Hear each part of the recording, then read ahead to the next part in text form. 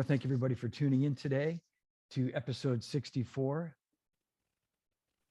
And please welcome my good friend, the great Bob Henrit, coming to you live from England.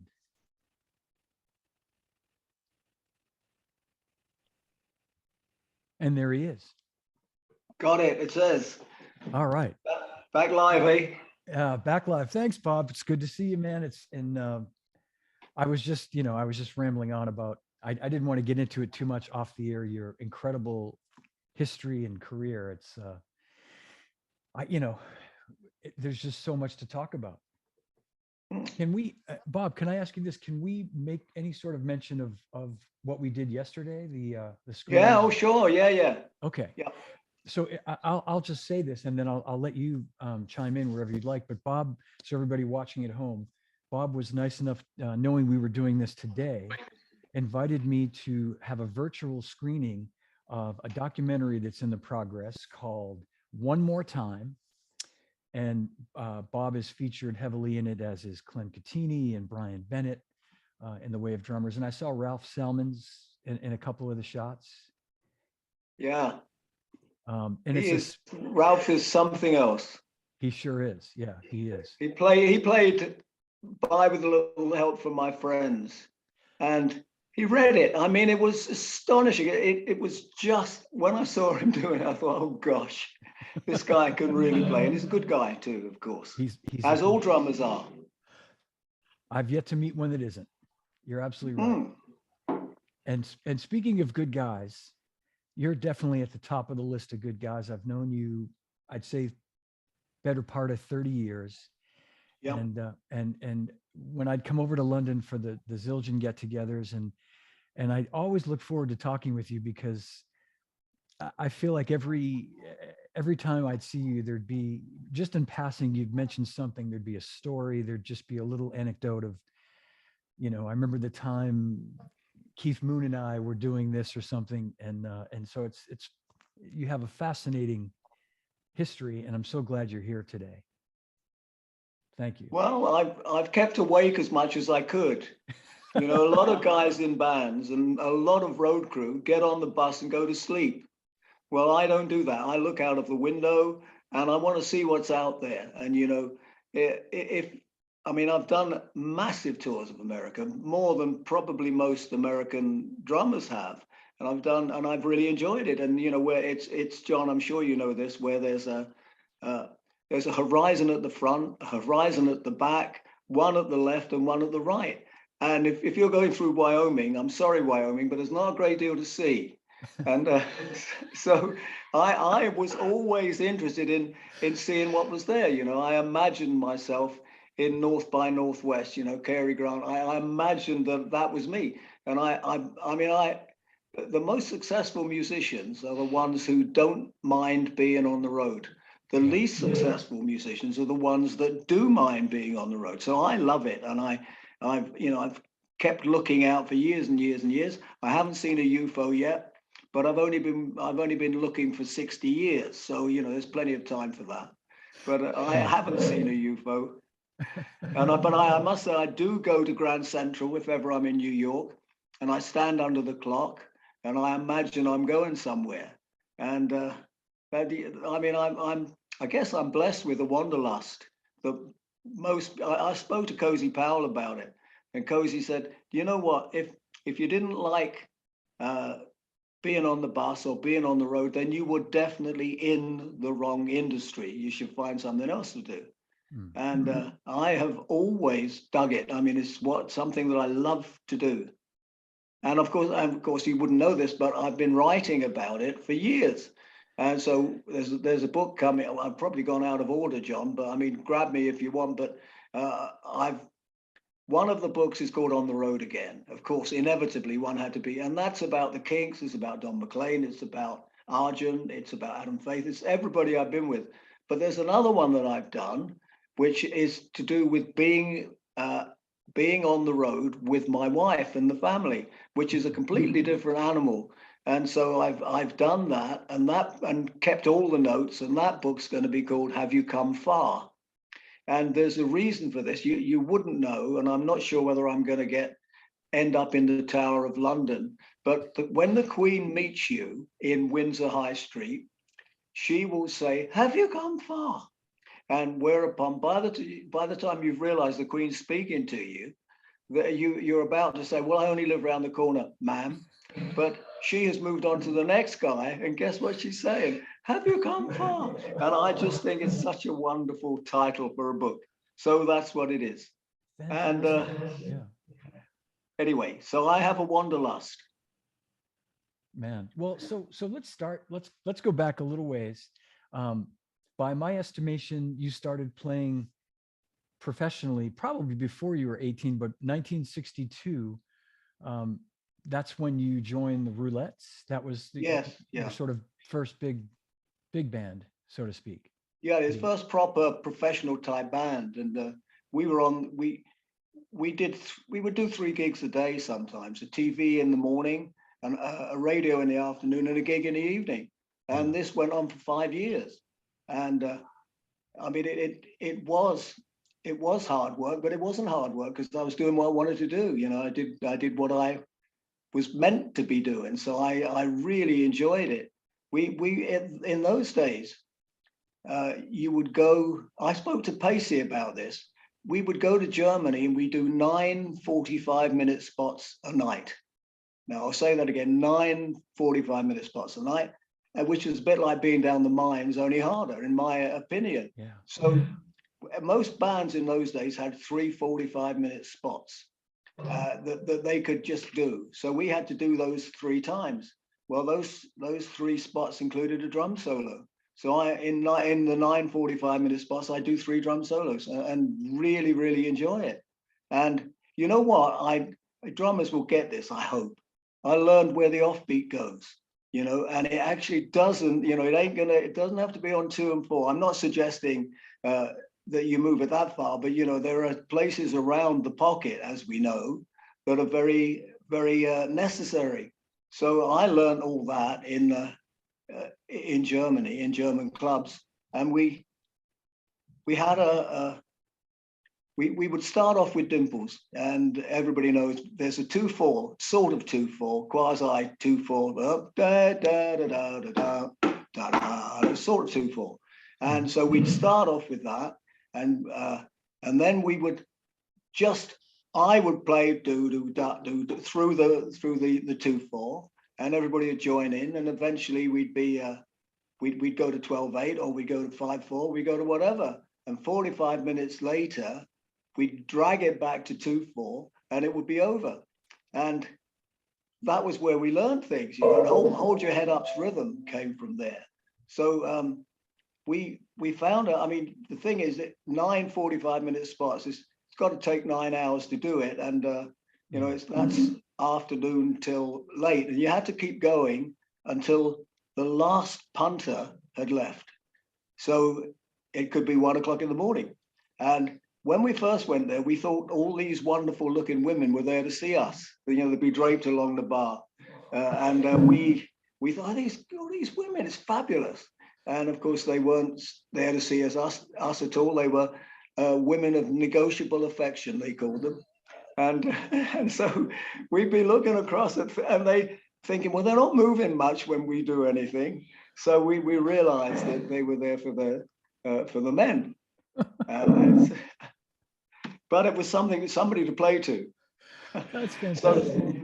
And that was probably around the time. I mean, you know, there's been so much talk about the Beatles as of late with Get Back, and you know, they were in Germany in the early 60s as well, kind of honing their skills, as it were. Was it around that time, the early night, like 61, 60, or 62, 63, something like that? Yeah, I went to Germany first with Unit 4+2, if you remember them, Concrete and Clay. Yeah. And I have to say, God knows what we were doing there, but we were getting our act together, really, and we had a lot of fun. And that was the very beginning of doing long stints of music. But none of us thought it was bad. We actually thought it was good. And Cozy didn't think it was bad, and Pacey didn't think it was bad. That's what we did, you know. And David Essex, who was a drummer in those days, he didn't think it was bad either. Wow. So we did what we did, and life went on. And before we knew where we were making records, of course. So we'd come back, we'd make a record, or songs would be written while we were there. I mean, we actually did do those long stints with Argent, and the next thing we knew, we were in America. So we left. We were playing mostly in. Where the heck were we? Let's say we were in Berlin anyway, and we would find. And eventually, the next thing we knew, we were in America, and we're going all over America with bands. We were with CBS, and bands would they would put bands together. So the sort of bands that they would, we toured with Mahavishnu at a time when nobody wanted to, because they were all scared to, and we all thought, well, let's have a bash, let's see how this goes. So that was when Billy and I first became, I was going to say friendly. I mean, he would sit, he was a photographer at the time, and Billy would sit in the blinking audience taking photographs of my drum solo. Now, just imagine that. It was ridiculous. And I said later on, I said, Billy, do you know how difficult it is to play a drum solo in front of you? He said, but I was being a cameraman. I said, not to me, you weren't. I can't even imagine it. I cannot. I think I'd pass out if I saw Billy Cobham in the audience taking pictures of me. Yeah.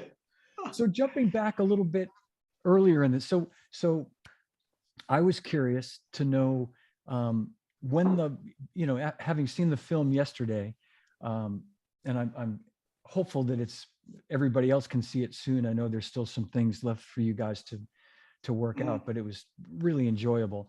But having seen the film yesterday, when did the sort of London session scene start to sort of pick up and get its momentum? Like what year or around when? Okay, well, when, as the film says, it would have been the 60s, but before that, rock and roll sessions, or sessions, let's not say rock and roll sessions. Sessions were the province of proper musicians, guys who could read fly shit, and we couldn't, but the guys who could play, but they didn't really feel the music, not like us guys did. So eventually it was realized that as good as the jazz guys and the dance band guys were, they didn't have the enthusiasm and the angst, perhaps, that we had. So my first proper session was with a band called the Hunters, and then my next proper session was with Unit 4+2, and that was Concrete and Clay, which sold 2.2 million records. Wow. And I probably should put a codicil here. We got £5, 15 shillings and sixpence, which is, close to $6 for the session. And that's what we did. So that hasn't really, the film doesn't really portray that well enough for me, but we didn't care, and the interesting thing is, John, if somebody had said to us, would you like a piece of the action? Not that anybody said that then, but would you like a piece of the action, or would you like cash? Most of us would have said, well, we'll take the cash, because there were so many records that you played on that didn't make it. Of course, the ones that everybody remembers are the ones that did make it. And of course, in Clem's case, everything bloody well made it. Everything he touched was a hit record. I mean, his list is there. I mean, he's done it. And Brian too. It's a shame Brian wasn't there, but yesterday. But I mean, Brian wrote Summer Holiday. The Cliff Richard thing, and which is a good thing, to say the least, I'm sure, Yeah, I know. I thought Cliff was really good in the film. I thought he was magnanimous. He was everything. Fantastic, yeah. And for people watching at home, Jimmy Page is interviewed in it. And yeah, he was cool. Yeah. Hang on, I have to do something here, John. Hold it. Let's get rid of that one. Get rid of that one. Get rid of that one. Is there anybody there? Oh, there you are. Yeah. Yes. Just so people know, I mean, and you were part of that same group of guys, session players from that time, before Jimmy, of course, even before the Yardbirds, probably, right? I mean, it was way before Led Zeppelin, but Jimmy was a session player. You guys were session players, Well, we were and also in bands, though. yeah, That's probably the key to it, John, that we were in bands as well. I know that a lot of guys in Nashville want to get away at the weekend so they can woodshed and play the stuff that they want to play, and let their hair down. And so, but they're not supposed to be doing that, are they? They're all supposed to be sitting in bed waiting for the call. Hey, we need an overdub or whatever. yeah, So uh, it was a splendid time, and we enjoyed ourselves immensely. For me, playing live was extremely important. I wanted to get out there and rock, and then yeah, which is what we all did. Whereas, of course, the guys, the jazz guys who had come to rock and roll that way, they didn't want to rock like we wanted to rock, and there's only one way to rock, and that's live, really, to make it happen. So that's what we did. yeah. Yeah. I want to just read a comment from Michael Welch, who said he saw Argent in '72 with Mahavishnu in Orlando, Florida. Both Yeah. bands were great. So yeah, so almost 50 years ago. Yeah. Does he remember what happened? I wonder. Ah, well, Billy Cobham fell asleep in his bedroom, in his room, and didn't turn up for the gig. did you have to? I'm not quite sure what happened after that, but he didn't make the gig. Oh my Probably God. saying this. But if you remember that, was Billy Cobham there? I'll see what he says. I'll see if he comments on that. Okay. Wow, that's too funny. Wow. I thought you were going to say that you then had to go up and do the set with Mahavishnu, and I would have Oh, I mean, no. I mean, I would have had a crack. But I mean, the thing is that certainly with Argent, we were doing 5/4 and 9/4 and 9/8. You name it. If we could push the envelope, we did.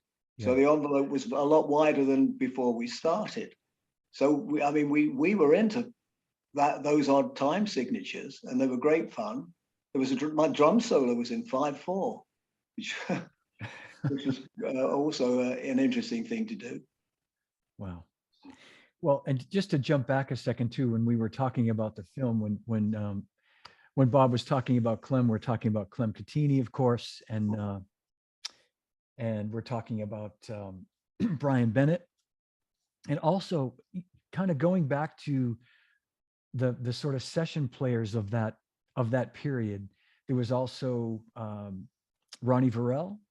Oh yeah, who was active at that time as well, right? In those days. And yeah, Ronnie was a proper jazz drummer. Yeah, okay. And if you like, perhaps a proper dance band drummer. And we would find ourselves on the same television programs when I was with Adam Faith, and he looked at what I was doing and he said, "How are you doing that?" I said, "What? I'm just playing." He said, "No, you're not. You're doing it differently." So whatever I was doing, I had a traditional grip where all of a sudden guys like Bobby Elliott didn't have. And I don't know if Bobby was the first one to have a matched grip, but he was certainly, that was his thing. And so Ronnie said, "Will you come round and show me what you're doing?" So I said, "Sure." It didn't happen, but it would have been rather interesting showing Ronnie Verrell something. Yeah, no, I know he was fantastic. Yeah. He And was, Michael yeah. Welch is mentioning Bobby Graham, who of course prolific player as well, and Bobby Elliott of course from the Hollies, great drummer. Yeah. Well, I have a story if you're interested about Bobby Graham. Yeah, Bobby was sure. around the corner from me. Everybody seems to be around the corner from me when I was growing up, and Bobby Graham played it. Well, it doesn't matter who he played with, but he was a really, really schooled player, and we knocked around together. And I got a phone call from an American voice that I didn't know, and the guy said, "Can you do a session on Friday at IBC?" I said, "Yeah, what time?" He said, 10 o'clock start, usual. I said, "Okay." So I didn't know who it was with, but that came out of the film. You never knew who the heck you're going to be playing with, But anyway, so I didn't know who it was with. And I made the mistake of being too honest. Now, I've always been too honest, but this was the biggest shot in the foot ever. And I said to Adam Faith, we were doing a weekend variety in Wimbledon, and I said, I've got a session on Friday, but no problem with the gig. He said, you can't do a session in case you're late. I said, it's just across London. We're talking about 4 miles. I'm not going to be late. He said, well, you can't do it. He said, I'm forbidding you. So cut to the chase. I didn't do it. Cut to the chase. It was, you really got me. So I didn't do it. And I've often wondered how I went, because it goes da da da da da da da da da da, and that sets up everything. That single beat, single downbeat sets it off.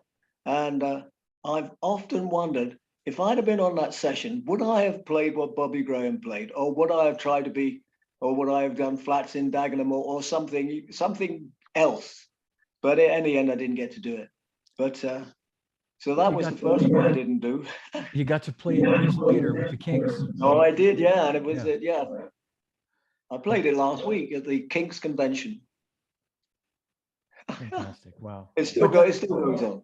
But that's a great story. Yeah, that the one that got away, so to speak. Yeah, that it. I think most drummers have got that story in them. I mean, I don't know if you. I didn't join Genesis because that was for reasons of contract. But we were doing a gig in Guildford, and I looked across and I thought, that looks like Phil Collins. It is Phil. I'll talk to him after the show. And I went to talk to him, and he said, do you want to be in Genesis? I said, why? What's happening? He said, well, Peter's leaving the band. He said, I'm going to sing, and I want you to come and play drums as well. So as it happens, I couldn't do it because of contract sort of difficulties. So I didn't do it, which was another one that got away. Well, I guess it says something that gigs like that come your way, and you honor your commitments, and that's a good thing too, Well, I went to Fisher's Lane Farm, which was their studio, and I was making an album with Mike Rutherford, and so there I set my drums up in Phil's drum booth, and I sounded like something in the air tonight. I mean, I couldn't help sounding like him. Yeah. Oh man, that's a great story. I didn't realize that. And so Argent carried on into the mid 70s, right? That was and that was your sort of commitment in terms of a band, but you were still doing sessions. And then when that ended, did it? I mean, not that that had to end for you to open your shop, but I know around the same time you opened your drum shop in London. Yeah, that was 77, 78. And I had always had a desire to have a drum shop. For me, there was no better environment. I wanted to go there and meet my friends. So I thought, well, if I want to meet my friends, why don't I have a drum shop? So I did, and it was in Wardour Street, which was very close to Marquee Studios. And so we'd be in the shop, and every now and again, a record producer would run out of Marquee into the drum store and say, have you got any drummers here? And we say, well, yeah, we're sort of a drum store. We got a lot. How many do you need? And they'd be doing a punk session in Marquee Studios.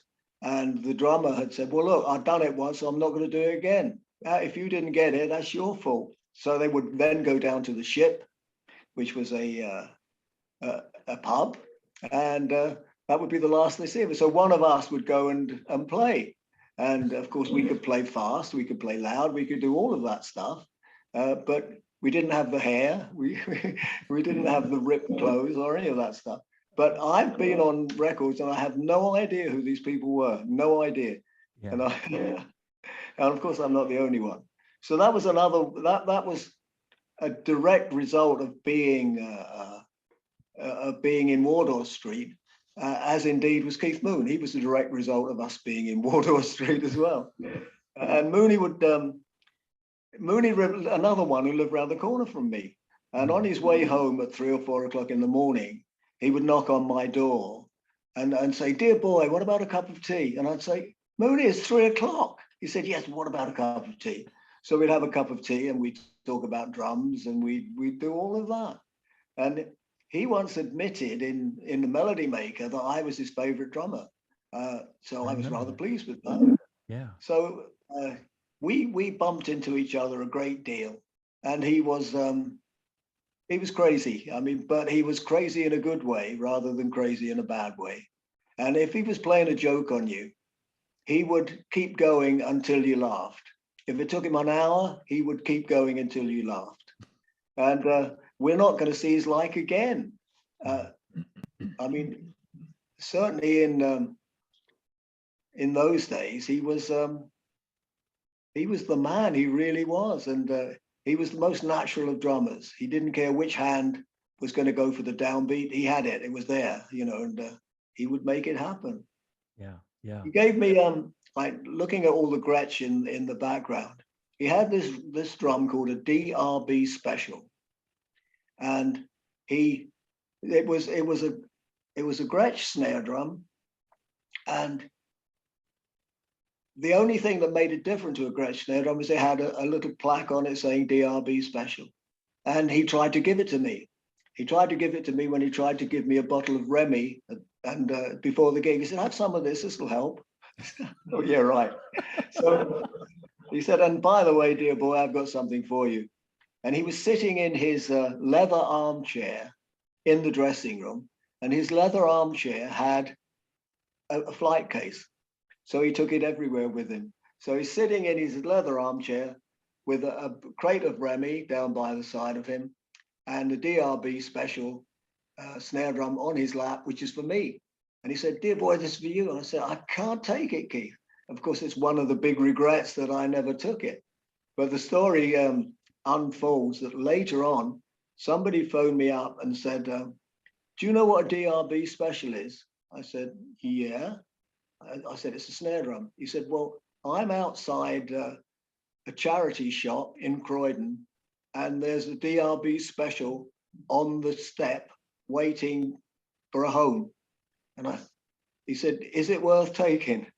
I said, "Yeah, give me a call." And so the DRB Special, which I don't know what it, I've looked it up and I guess you have, and I've never ever found out anything about it. Yeah. Nothing. I mean, was it a metal? Was it a chrome over brass? It was wood. It was wood. Wood. Yeah, which was a bit of a surprise, really. Yeah. Wow. And did you meet Keith before he was did you know him before he joined the Who, or had you met him at like? Well, it would be roughly the same time. They were the high numbers, but it would be roughly the same time. And everybody played together. I mean, we would do gigs with Pink Floyd, and it would be 3 o'clock in the morning, and one of us would have to go on last, and the audience would be lying on the floor, on the wet floor, dare I say. So, yeah. A bit like Fillmore West, come to think of it, only probably not as more wet. But we would do these gigs together, and that was what we did. That's the gigs that you did, and we do TV together, and we do radio programs together, and that was everybody.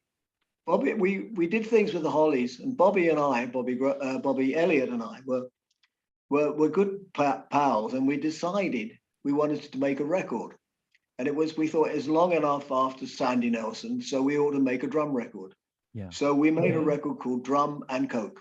Now, this, I promise you, was in the days when Coca-Cola was Coke. So there's no double entendre here. And so we made the A side, and the B side was Why Won't They Let Us Drummers Sing? And so he and I were singing, Why Won't They Let Us Drummers Sing? It seems to me it really is a waste. Why won't they let us drummers sing? It seems to me they've really got no taste. And so it went on from there. There isn't anyway. So we made a singing record. It never came out, which is a great shame. And I spoke to him about it. You know, he's got a book out. It's called It Ain't Heavy. The book is called. And I discovered, now this will probably open people's eyes, he worked down the mines, down the coal mines. And I assumed that he sort of had the same sort of upbringing as me, but he was a blinking coal miner. Wow.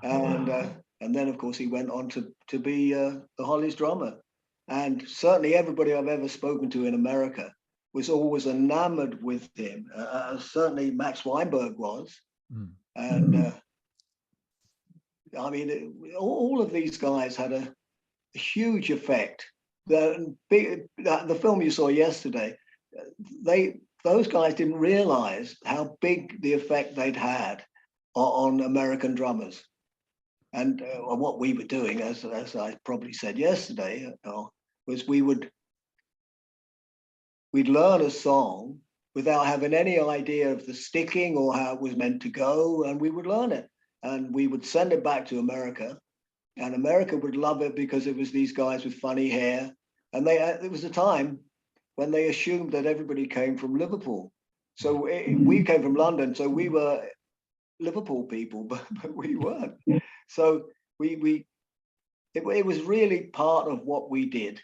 And as far as playing was concerned, we just kept going and kept getting back in the van. And and then there were aeroplanes. And then we started doing America.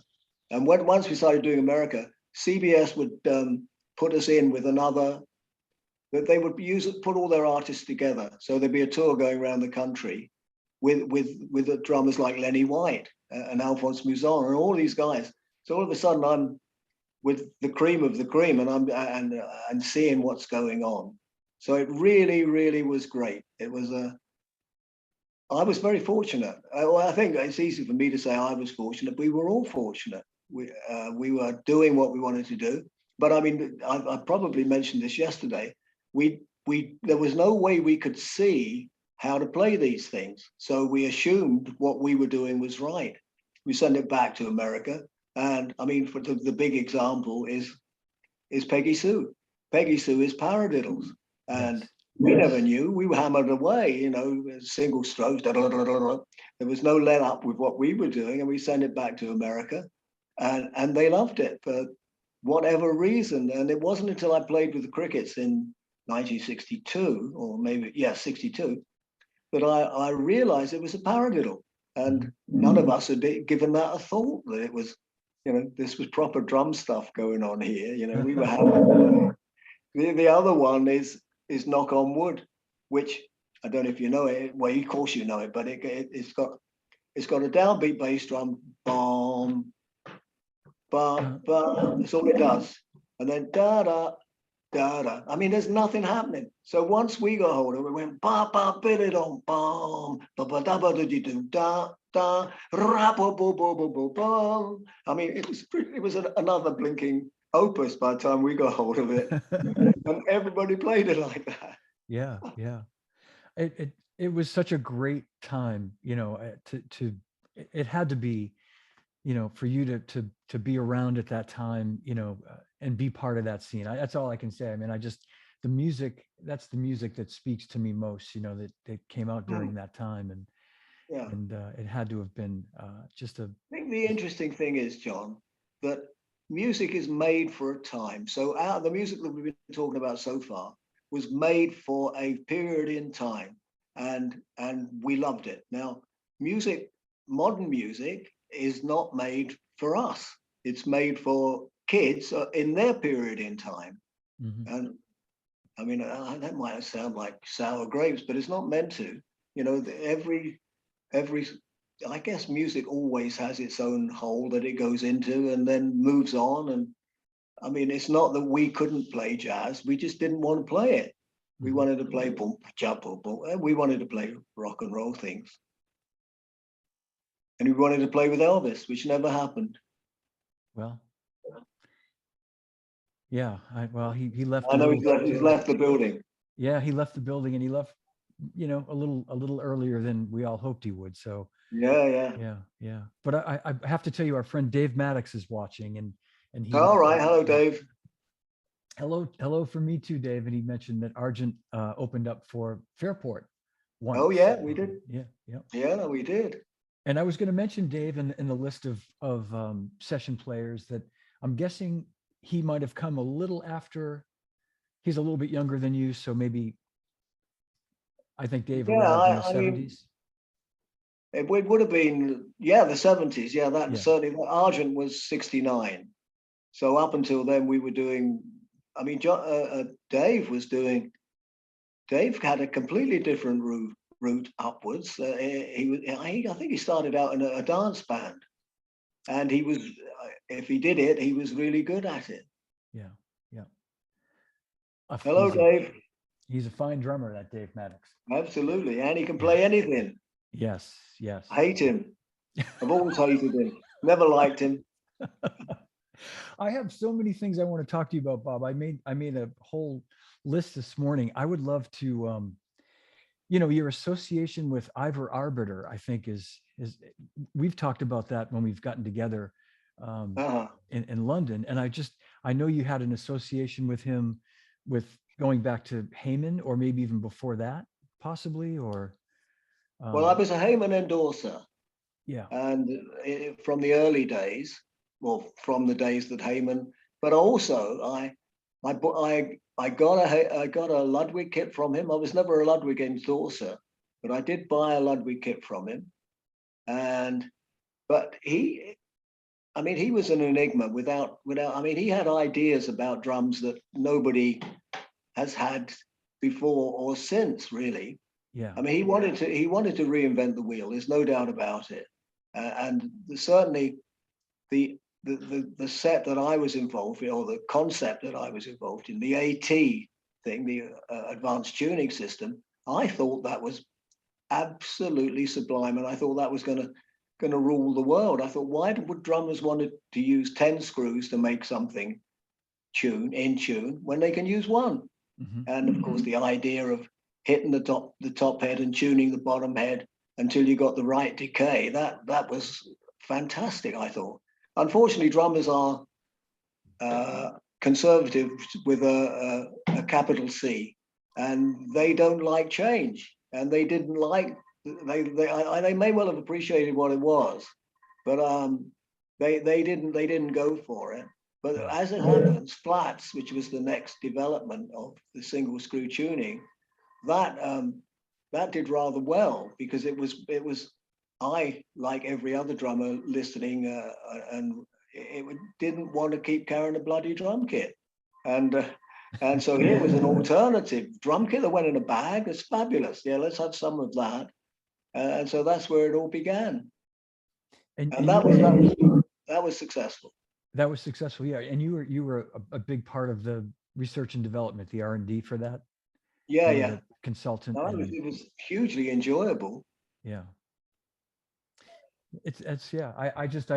I wish I never got to meet Ivor Arbiter, but he had like you say, he was an enigma. He had a fascinating career, and Well, you know, there's a book coming out. If you hold your breath, there's a book coming out called Crash Bang Wallet, and yes, there's a whole section on Ivor, and it's about all the drums we ever had and all the drummers in Britain from the war onwards.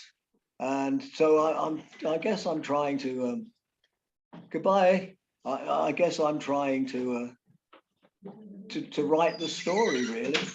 And then so that's the book of it's sort of the book of the British drum world, really. And then yeah, yeah. if I've got time, I think I can finish off with the book of the European drum, because nobody's written that one yet, No, and yeah, and that will be complicated. You've got Czechoslovakian drum kits, you've got all of that, and a lot of Italian stuff that nobody knows about, and hmm the French stuff. I mean, I was amazed to discover that the Speedfire from Trixon wasn't the first with a squashed bass drum.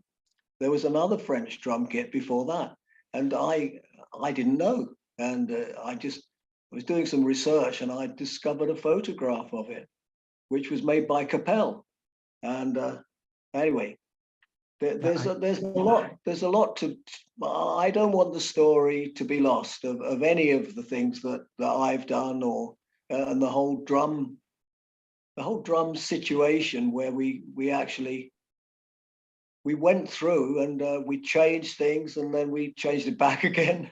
And Well, oh, I had this discussion a couple of weeks ago with after we saw the Get Back film with some yeah. we were chatting about Ringo cymbals, and it was eye-opening to me. And I think Dave was on that particular panel that I had that day, and Dave said, you should talk to Bob about this. He might have a recollection, but what was eye-opening, I don't know if you've seen it, Bob, but you can see clearly Ringo using a Paiste 602 20-inch medium ride on his left and a Zinn 20-inch with rivets. And I knew that he used those cymbals at different times, but I thought by the late 60s, by the time they did this, by the recording for for the rooftop concert in 1969, I thought he was using all A Zildjians at that point. So it was, I didn't Well, know. I was certainly I was an endorser in 1962, and I'm pretty sure Ringo wasn't. No. And so I've been there for a while, but we used what we could get, and I probably shouldn't be telling you this, but I have memories of cymbals, we'll call them Zildjian because they were, where the actual crash part of it had been rubbed off and crash ride had been put in, and even on a 20-inch ride it would say crash, and it was ridiculous, but if they had to get an order out, they would. Yes. And those were that's I was going to say that's rock and roll, but that's business. That's how it works. Yeah. But yeah. Go on. No, I was going to say Armin Zildjian. You told me those stories, and Lenny DiMuzio, that in those days that if they had an order to fill for Manny's Music or someone that required X number of ride cymbals, they'd take a bunch of cymbals and stamp them ride, no matter Absolutely. what they ship them out. But the funny thing about it, John, is that you could see where it had once said medium. Yeah. or medium crash. I remember getting the first Zildjians I got. I was so excited. I had K's at the beginning, and when I became a Zildjian endorser, my K's were confiscated, and I was issued with a bunch of A's. And I never gave it a thought. There I am. I'm a Zildjian endorser, and I had conversations with Avidis. I don't know if everybody had conversations with him, but I went out of my way to go and talk, and I went to the factory, and I wanted to be part of the whole legend, really, and I guess I still do. I mean, it's the oldest company in the world, isn't it? I think so. Yeah. It is. The music business. Yeah, I wrote a story about it. Yeah. Yeah. But as far as Ringo is concerned, yeah, I can't say yes or no about whether it was a Paiste. It could have been a Paiste, but I mean, we would get what we could. Yeah. We would buy what we could get. I mean, the Beatles were away in Germany doing their thing, and believe it or not, they were a covers band then. They were just doing covers. Yeah. And there were no such thing as Beatles songs. And then they came back, and all of a sudden the whole thing exploded. And I've often wondered how they got from the first album to Sergeant Pepper. How did that happen? It's the biggest leap you can imagine. How did it happen? It's like they just turned on a faucet and just, they were just so productive in those few years. Really, it's just amazing. But to your point, I know exactly what you're saying about playing what was available, because our friend, the late great Charlie Watts, told me exactly the same thing, that he used to play whatever he could play. And he said, I played, I didn't know this till just a few years ago, that he also played Zinn. He said we played these horrible things called Zinn. And I said, I know about Zinn, and there were some good ones, Ringo, and now as we've seen in the film, he was playing them right up till the end of the Beatles. He was using a 20 riveted crash to his Well, right. you know, at the time, John, there were worse cymbals than Zinn. And we all started out with Ajax cymbals. And I couldn't give you a clue as to whether they were B what or B12 or a B8 or a B nothing. I couldn't. Yeah. None of us could. You know, they looked like bits of tin, and they probably were. I think they were. Yeah. Yeah. Those, I think some of those were a grade below what we think of as the cheap cymbals. They were just, they were glorified pie plates, you know, like I started Yeah. off with a few of those But too. Yeah. they sounded okay. They made the sound, you know. And Yeah. when we began, which was obviously in the 50s, well, most of us, with the guys we're talking about, we didn't know anything about maple or birch or any of that stuff. So the musician didn't know what difference it made, and the guy selling it had even less idea of what it was meant to sound like. We didn't know. And of course, it was an expediency that in England, we couldn't get maple. So if we wanted maple drums, we had to bring maple across from Canada on a ship, pay for all of that, and then make some drums. So that seemed ridiculous when we grew birch and beech in England. So why wouldn't we use it? So we did. But it's, at the time, I'm not sure that anybody had any idea what a drum was really meant to sound like. We hit them and they sounded great to us. And if they sounded okay to everybody else, that was good too. That's an excellent point, Bob. And I'm, you know, I think I've heard you say that in other interviews too, but I think that's important for people watching this to hear that the drums that came from England at that time, Premier and you know, other brands as well, but Premier being the biggest from that time, right? They used birch and beech shells because that was the wood you had, and they sounded damn good. Great sounding drums. Absolutely. Yeah, well, you know, it wasn't until years later that we realized where the sound of a drum came from. And if you hold your hands up, hold both hands up, that's it. I mean, it's ridiculous, but it's true, you know. Yeah. Well, our friend Dave Maddox likes to say it's the archer, not the arrow. And Oh yeah. Yeah. So, and he's watching right now. He just said, yeah. Happy Christmas, Dave. Yeah. Happy Christmas, Dave. Yeah, no, that's a very good point. Well, I mentioned Ivor Arbiter because I know he was importing Paiste cymbals yeah. in the 60s, and I know that he had a big influence on the market there, you know, being who he was, that he was a big part of getting those cymbals into the hands of, you know, people of, you know, like yourself of that level, you know, the pros and whatnot. So yeah. But you were a Zildjian guy. Yeah, you go back, like you say, to the early 60s with Zildjian. So yeah, I've often wondered, John, whether anybody else has lasted as long as me with Zildjian. I don't think so. You had to start. I mean, I started at 17. You had to start early, and you had to survive. So if you were going to get to 70 odd, you had to make sure you woke up every day. Yeah, I think the only person I think that could be in contention is Roy Haynes, God bless him, who's still with us, you know. But But really, they're I mean, coming on 60 years for you. That's a long time. It is, yeah. Yeah, that's amazing. And I was going to ask you, you know, you mentioned these books that you have in the works, but your book Banging On that came out in 2013, I think. Yeah. Yep. So a lot of these stories you were telling are probably in that book too, right? A lot of these things you've been. Yes. I mean, I didn't think I could do 2 autobiographies, but I seem to have done. You know, I mean, the thing is, there's a lot going on. Well, there's been a lot going on for me, and all I have to do is remember it while the going is good.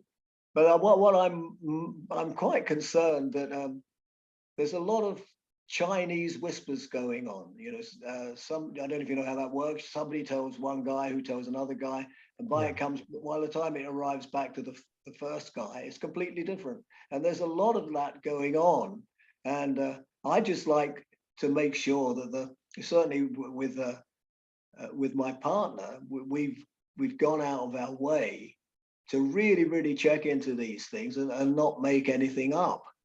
But this is Nigel, who's hugely helpful in writing books. It took me years to work out that if somebody helped you, it could be be a lot quicker. Yeah, yeah.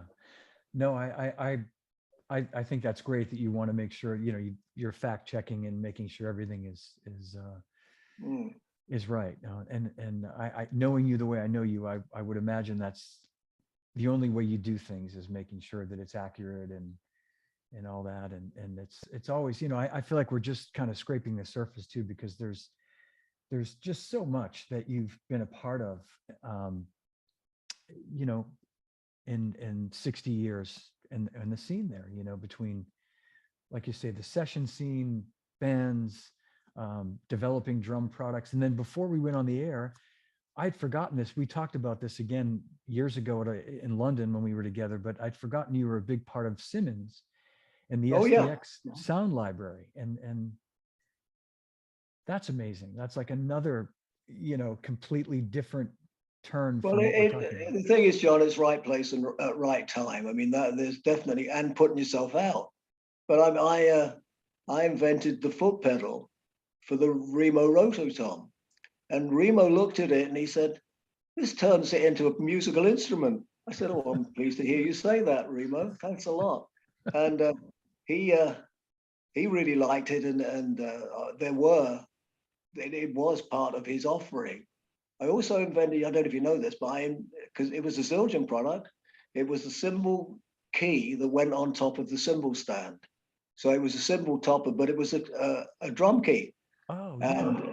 And I thought, and that seemed so simple. You know how it works. You're sitting in the studio, you're trying not to hit the drums while the guys are working out the chords or working out the shape of the arrangement and all that stuff. So you're trying not to play, and you're looking at bits of the drum kit and think, you know what, that could be better. That we could do that. We could do that. So I've always been interested in changing things, you know, because there's a lot of stuff that's been the same for years and years and years and hasn't changed. But there's plenty of space for change. I actually have one of those Remo Rototoms with the pedal. Oh, have you? I do. It was a gift from my late father-in-law, Vic Firth. All right, from Vic. Oh, And great. I could maybe angle this camera, but let me see if this will work. So there it is. I don't know if you're seeing it. Yeah. Yeah. It's I had a friend of mine restore it. It was in some tough shape. It had been around for a long time and had gathered a lot of dust and dirt and grime. And so he kind of restored it for me. I don't know if you could hear me, a local drummer from here. Yeah. So anyway, but when you said that, I thought, well, I have one of those. So, but Michael Welch is asking about your book, and I didn't want to forget to say, yes, Dave's book is on Amazon. Banging On is available on Amazon. Yeah. And I've got to get a copy. So is of course, is the Heyman book. The Heyman book is available too. I've got to get that as well. I actually have a Heyman kit. It's in the other room. I should have had it set up in honor of you being here today. But all right. But I do. I've you know, I remember seeing pictures of you playing I think it was a black kit. The Heyman kit. No, there was a black kit, but the first kit was called Dolly Mixtures, and it was every color that they did. And a Dolly Mixture is it's a suite here. You know, what do you guys call a suite? Why can't I remember? Anyway, it's something sweet that we eat, and it looks a lot well. So having one of each color I always thought was a great idea, because you could be out of stock. there would always be enough. Yeah, yeah. I think I've seen pictures of that kit too, now that you say that. Yeah. Nigel Constable owns it now. He's the guy that I write with. So Nigel's got it now. And yeah, it looks great. I don't understand why everybody doesn't have one. Much simpler. Yeah, yeah. Why have all the same color? Well, I really hope the documentary sees the light of day sooner than later. One more Yeah. that's called One More Time that you were a part of, and I appreciated you inviting me. And I know you were also part of the very successful Netflix documentary Count Me In that was Yeah, I'm out last year. executive producer. Yes, Yeah, it yeah, was I didn't get a chance to say yesterday, but it's been in the making for 27 years. And when I joined the Kinks, I was working on a treatment. And it ultimately wasn't the same treatment that we've just put out, because of course time changes everything. Oh, that's a song, isn't it? Time changes everything. so, so we it I think to make a drum film is, I mean, there's just so much to put in it, and you can't get everything in it, and you certainly can't get everybody into it at all. yeah. You know, it's ridiculous. I write this thing for Mike Dolbear, and it's called Groovers and Shakers, and it's all the drummers that I've known, starting with Jerry Allison, and then these are the guys who taught my generation about Mhm. drumming. To be absolutely honest, it wasn't. It really wasn't the jazz guys who taught us. You know, it was people like the Crickets. You know Yeah. what they were doing. They taught us. So we started copying them. And so anyway, cut to the chase. I'm rocketing toward. I do one a month. I'm rocketing towards number 100. I'm hoping I'll get up to 100. Uh, but it's about all the drummers that made us what we are. Of course, it's Ringo. Of course, it's Dave Clark. It's everybody, and it has to be. But there's, as you probably know, if you're making a film, you haven't got 6 hours to fill. You know, if Yeah. you're lucky, you've got 2 hours to fill, and that's the problem. But it's always somebody's going to be left out. Yeah. But, Yeah. but there's nothing you can do about that. I mean, in the end, you have to leave yourself out, because you can't tell the story. You know, the story probably can't be told any other way. So that's another film done. I would like to do a film about the drum, not about the drummers. And you probably don't know what Desert Island Discs is, do you? Yeah. Yeah. You know, well, those of you who don't, it's a program on British radio that's been going for 50 years. And it's about, if you were marooned on a desert island with, what records would you take with you? And what 10 records would you take with you? And so we moved it along to, if we were marooned on a desert island, what 10 snare drums would we take with us? So it's become known as Desert Island Snare Drum. Yeah. And it's very interesting because, I mean, I don't know what your absolute favorite is, John. I'm guessing it's got a G in the title, in the name of it. But for me, it's an L. It's for you. It's what? An L. An L. Yeah. A good old 400 Superphonic. No. Black Beauty. No. No. Keep going. Jazz Fest. Nope. It's metal. It's metal. Just a good old brass. It's Anybody out there got an answer?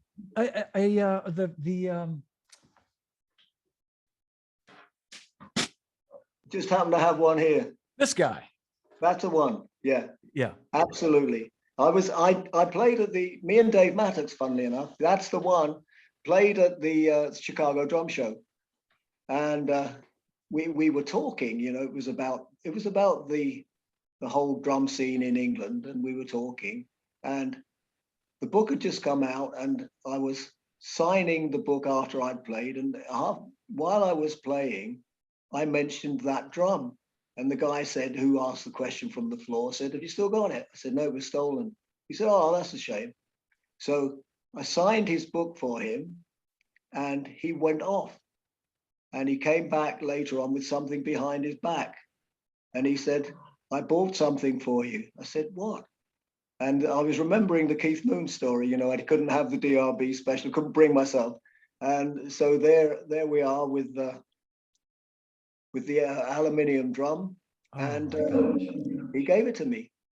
Fantastic. Yeah, it was Did you, good story. that's a great story. Did you actually take it physically that day, or did he ship it to you, or Yeah, did you? no, I was going back the next day, and yeah, no, I've had in my life, I've had an awful lot of snare drums in the overhead bin Yeah.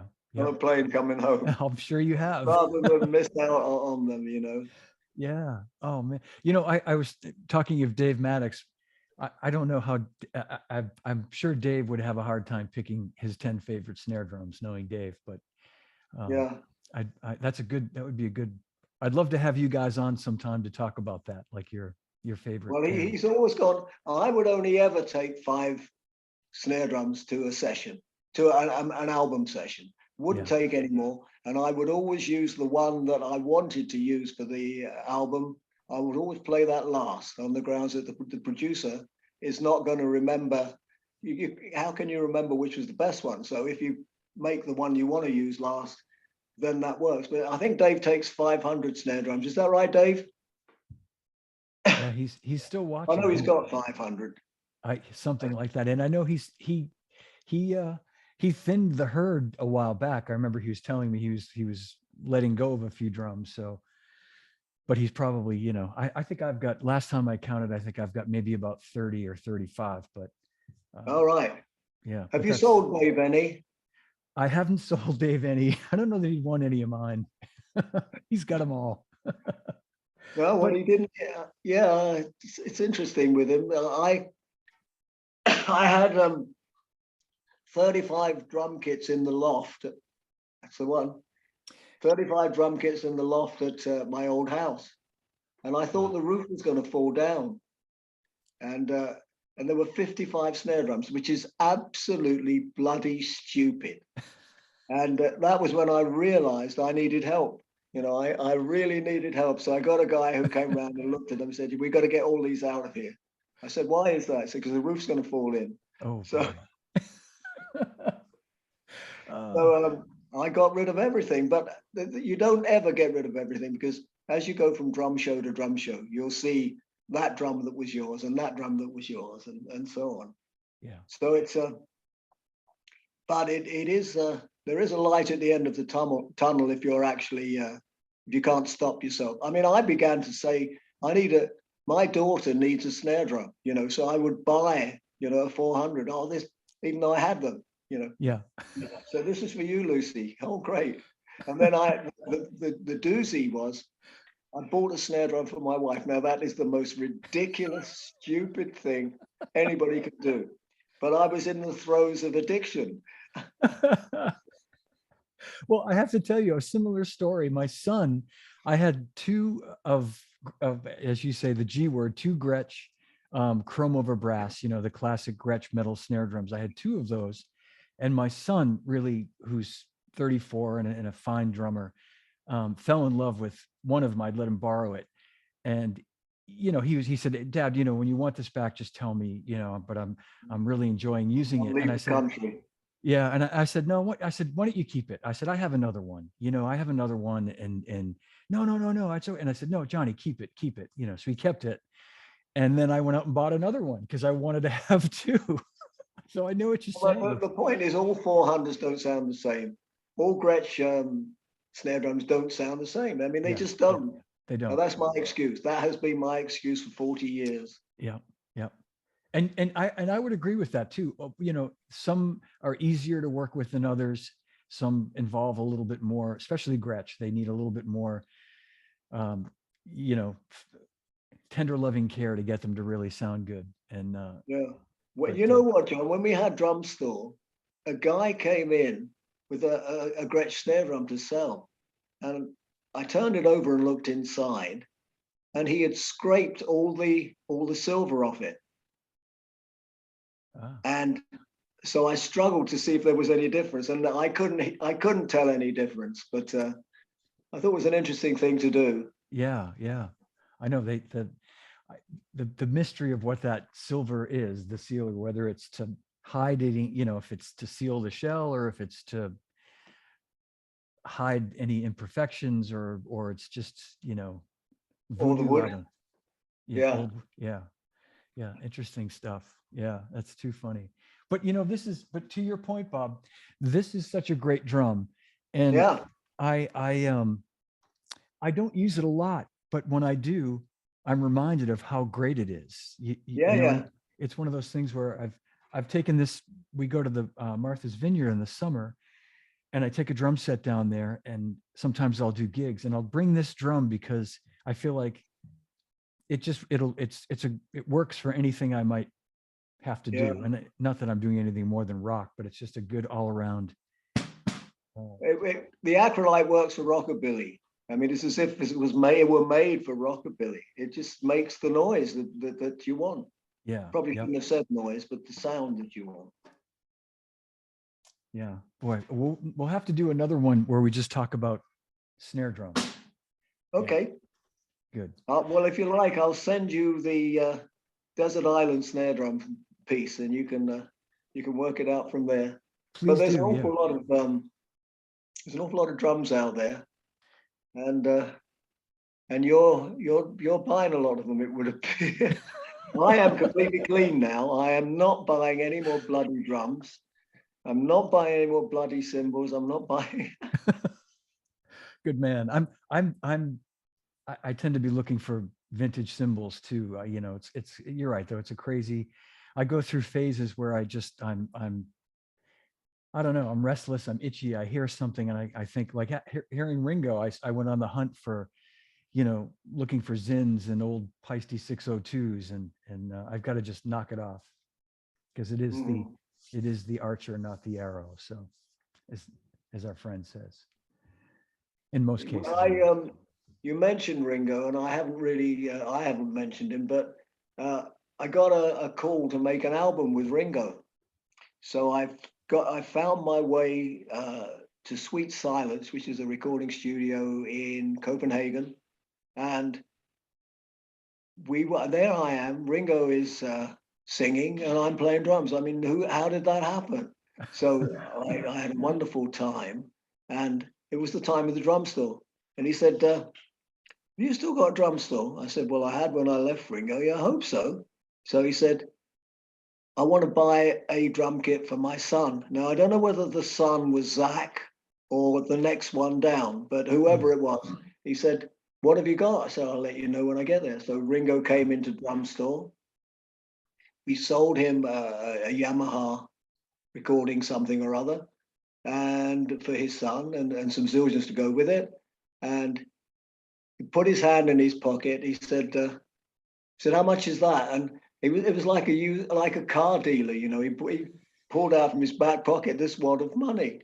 So I told him how much it was, and he said, "Is that with my discount?" I said, "You got discount, Ringo." And he wanted me to call him Richie, but lots of people, especially Americans, don't want to call him Richie. He's Ringo to them. Greg certainly calls him Ringo, doesn't call him Richie. So that was a pretty interesting thing to do, making an album with Ringo. Yeah, that's a great story. I know that Jeff Jonas, his longtime drum tech, refers to him as Richie. When I talk to Jeff, he'll just say in passing Richie, and I think there's a point in the film in Get Back where John or someone, you hear them just kind of say something like, "You coming, Richie?" Or you all set. Yeah, maybe one or two times. You have to listen close, but there's a reference to Richie in there, which very interesting. But he one time I came to see him at a gig, and I asked him to sign some drum heads to put on a kit that we had set up at Zildjian, a replica kit, a Ringo kit.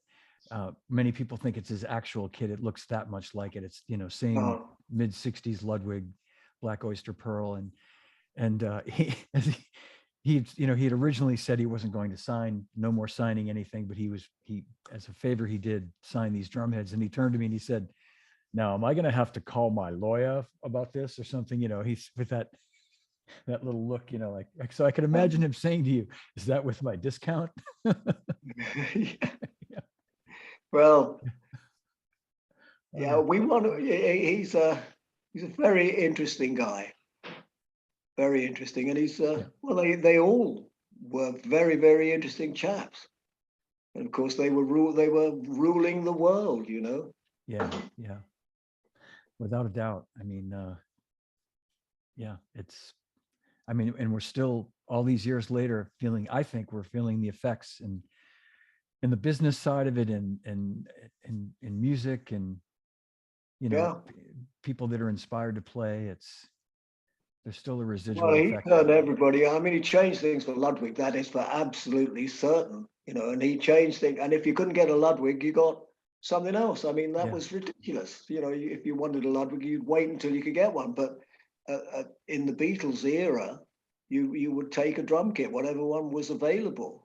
Right. So you'd get a Rogers, or you get a Gretsch, or you'd get whatever you wanted, or whatever you could get, of course. And it Yeah. was I guess it was the same with cymbals, which we touched on with the stamp. You're absolutely right. Yeah. I mean, I think it really benefited Zildjian, but it benefited all those companies, as you say, and even companies like Crut that were, you know, I think if a kid and his dad went into, you know, your drum shop, Mhm. they basically, you know, he wanted to leave with a drum kit, whether it was a Ludwig or a, you know, Japanese kit and a set of cheap cymbals. He just wanted to have a Yeah. drum kit to play. Well, the interesting thing is, John, it was always too much money than more money than they could afford. So Yeah. and it was always a Saturday they came in with their kids, and you wanted to help them. You really, really wanted to help them, and you wanted to get them on the road as drummers. And so that's how. I mean, the other thing that would this is a Peisty story. People would come in about 5 o'clock on a Saturday afternoon, and they would say, "How much are your Peisty Sound Edge?" And we would say how much they were, say 140 quid. And they would then say, "Well, we could get them round the corner for 130." Uh, and so we would then have to make a calculation. They couldn't, by the way. They were 140 everywhere. Yeah. So we had to make a calculation about whether or not we would lose 10 quid on the deal or not make the 10 quid that we needed to make. But people learn. And the other thing they learned was they'd come in and they'd say, "You know that black kit in the window?" You say, "Yeah." They say, "Have you got it in white?" And we would say, "Well, no, we've got it in black." "Oh, I got to have white." And this was the bargaining, you know. They wanted to get it was the wrong color as far as they were concerned. But they didn't want it in the color they were pretending they wanted it in. Oh, So I'd never heard that one. That's a good strategy. Yeah. yeah, Yeah. Since you doesn't only work have in it in New black. York, by Yeah. the way. Sorry? It doesn't work. It doesn't work in New York. No, no, it doesn't. I'm sure it doesn't. Yeah. I wasn't managed, but I went into one of the drum shops very early on, and the guy said, "Can I help you?" I said, "Well, I'm just looking." And the guy said, "There's no just looking." That's Yeah. yeah. There's no just looking. Yeah. Oh, I worked. I'll just tell you a quick story. I worked at a shop in Boston. You might remember this. You might have had an occasion to go in there. It was called EU Wurlitzer Music, and it Oh was yeah. yeah, it was up by Berkeley in those days. I worked there from '79 to '84 in the drum shop, and before my time, but I feel like it was not much before my time. Sometime in the '70s, as the story goes, there's a man named Ed Cooper that worked in the drum. He worked everywhere, but he worked in the drum department for a while. Worked at the front counter where they sold all the guitar strings and saxophone reeds and, you know, all Mhm. the accessories. And so he was working the front counter one busy Saturday, and as the legend goes, Aretha Franklin walks in, and the counter's, you know, 10 people deep. There's, you know, people just waiting to buy strings, picks, whatever. And she then supposedly said, excuse me, I'm Aretha Franklin. I've been waiting here 10 minutes. My limousine is double parked outside. I'd like some service." And this guy, Ed Cooper, said, "Hey, lady, I don't give a shit if you're Benjamin Franklin. You're going to have to wait like everybody else." What a great story. He was, yeah, Somebody this, should put all those stories together, you know, John. yeah. Oh yeah, Stop he was. laughing anyway. Well, your story when I was a kid, I remember going in there when I was like 16 or 17 and him waiting on me in the drum department and scaring the hell out of me because I'd say I'm just looking at that Gretsch set or something, and he'd say, I'd say, can I try it, or can I try the drum set? And he'd say, you got any money? And I'd say, well, no. And he'll come back when you got money, you know? So those are the things you remember. But there was a guy called Scotty, wasn't there? Oh, that's right. Remember He him? worked. Yeah, I knew Scotty. God bless him. He worked there, and then he worked over at Jack's Drum Shop for many He years. was at Jack's, yeah. He came into drum store, and Oh, I didn't know him, but I was really pleased, who he was. I, yeah. I, I don't even think I'd met him, but from then on, every time I went I would go to see Scotty. I don't remember buying anything. I used to buy. I was more likely to be in a mum and pop Hmm. music shop looking for a bargain. You Yeah. know, that Yeah. somebody had forgotten about or missed. Because when we first went there in '70, there really wasn't the whole vintage drum market going on. People Right. wanted new and shiny. They didn't want old and battered, even whatever it was. They wanted new and shiny. Isn't that something? I know. I know. And now, I I don't know about you, but when I go into any music store, the first place I go is the old and battered section. If I go into pro Yeah, drum, yeah, I'll ask the guys yeah. like, what do you have that's old and vintage? But yeah, I I haven't know. looked.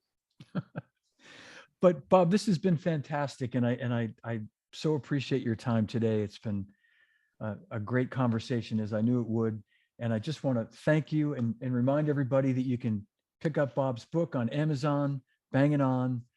Have a look for his upcoming books. The Heyman book is out there too, as you say. Name is already available. Yeah. Yep, that's available. And hopefully one more time will be out soon, and we'll Yeah. have updates on that.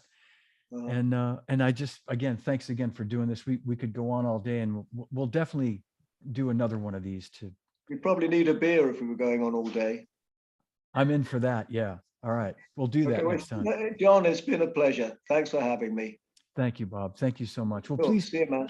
please hang on for a minute, and I'm going to end the stream, and then we'll say goodbye in the room here. So Okay. everybody watching, thanks for watching today. Big hand for the great Bob Henrit.